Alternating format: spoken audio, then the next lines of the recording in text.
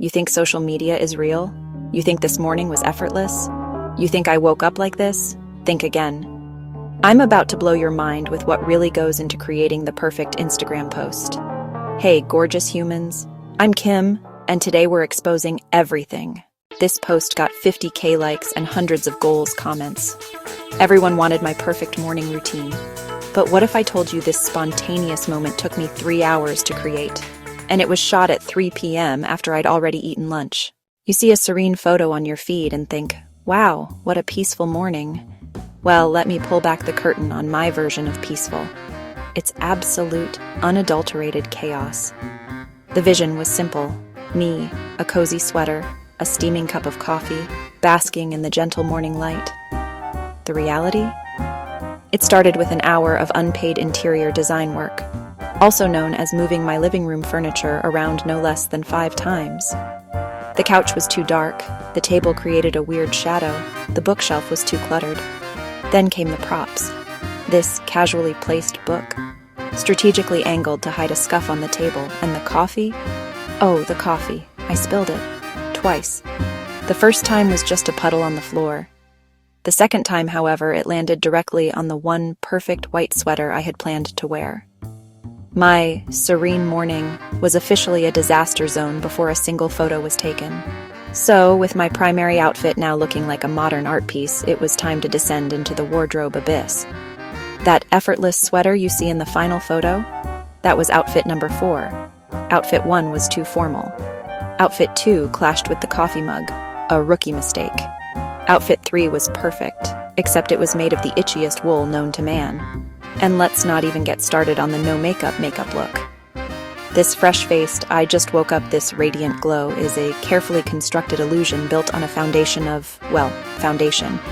We're talking primer, color corrector, concealer, powder, bronzer for a natural contour, blush for a healthy flush, highlighter for that dewy sheen, and brow gel. It's a full facial reconstruction, all to look like I put in no effort. The irony is thicker than the concealer under my eyes. With the scene set and my face plastered on, it was time for the actual photo shoot. This involved contorting my body into a position that screamed relaxed, but felt like advanced yoga. My neck was cramping from the casually gazing out the window pose, and my hand was shaking from holding the now ice-cold mug. 89 photos later, I had it.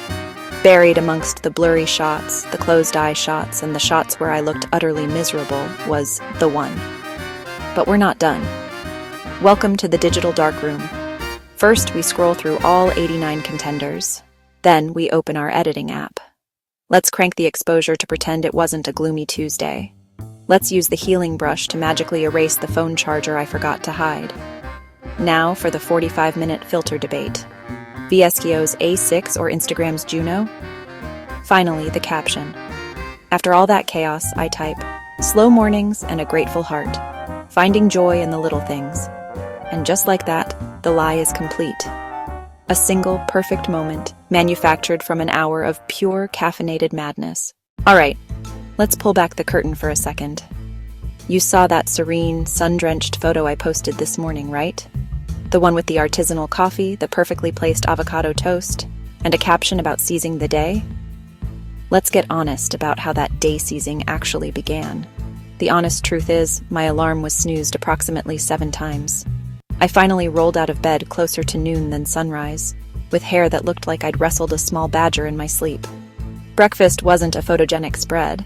It was a handful of stale cereal straight from the box while I hunted for my other sock. And this sweatshirt? Yeah, it's become a second skin. We're on day 3 of our beautiful friendship.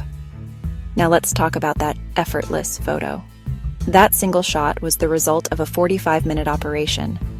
It involved dragging my table to the one window with decent light, strategically arranging the toast to hide the burnt part, and taking about 87 pictures until I found one where I didn't look like I was being held hostage.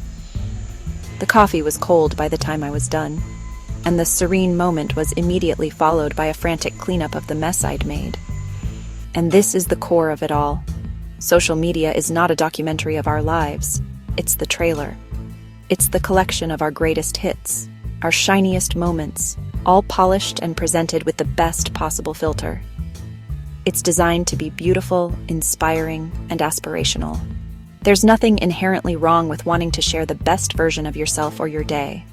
It's a form of creative expression. The danger zone is when we forget that we're comparing our full, messy, complicated behind-the-scenes reality to someone else's highlight reel. When you're scrolling and see that perfect vacation, that flawless makeup, that spotless home, please remember the 87 takes. Remember the cold coffee and the messy room just out of frame. The effort is real, the chaos is normal. And your reality, with its snoozed alarms and 3-day-old sweatshirts, is just as valid and worthy as any picture-perfect post you see. That's the honest truth. All right, let's have a real heart-to-heart.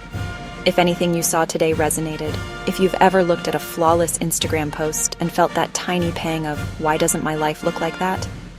Then do me a huge favor. Go ahead and smash that like button. Every single like is a vote.